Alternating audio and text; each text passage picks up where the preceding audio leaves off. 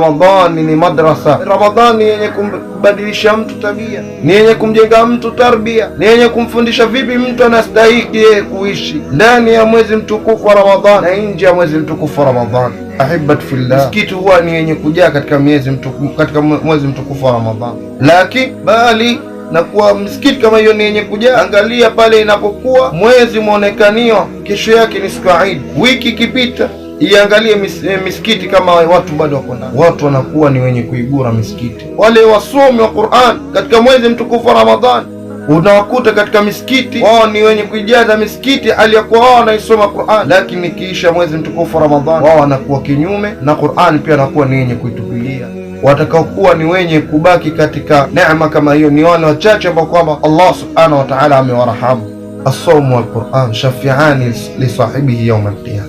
Saumu na Qur'an itakuwa ni yenye kumshifaia mja kesho mbele Allah subhanahu wa ta'ala siku ya malipo. Saumu na Qur'an zitakuja kumshifaia mja alikuwa yeye katika usiku wake, mchana wake alikuwa ni mwenye kufunga, katika usiku katika mchana alikuwa ni mwenye kusoma Qur'an. Qur'an itakuja kumwombea shifa, itamwambia ya Rabb, huyu mtu aliacha usingizi wake, mtu kama huyu aliacha usingizi wake kwa sababu gani? Kwa sababu yangu mimi, ya Rabbi, basi fashafa'ni, ya Rabbi mshifaie. Saumu itakuja kumshifaia mja ambaye kwamba alikuwa ni mwenye kufunga katika mwezi huo, itakuja kumshifaia mbele Allah subhanahu wa ta'ala. Vipi wewe utakuwa ni mwenye kuzembea na kukosa neema kama hii, ukawa wewe si mwenye kusoma Qur'an, ukawa wewe si mwenye kufunga? Vipi watarejea vipi wewe utaenda kupata shifaa mbele Allah subhanahu wa ta'ala? Ramadhani sikuwa ni yenye kuisha, Ramadhani itaingia itaondoka, lakini mimi na wewe ipo siku ambayo kwamba tukiondoka ndipo tumeondoka kabisa. Ramadhani itakuwa ni yenye kurudi. Kuna wengine ambao kwamba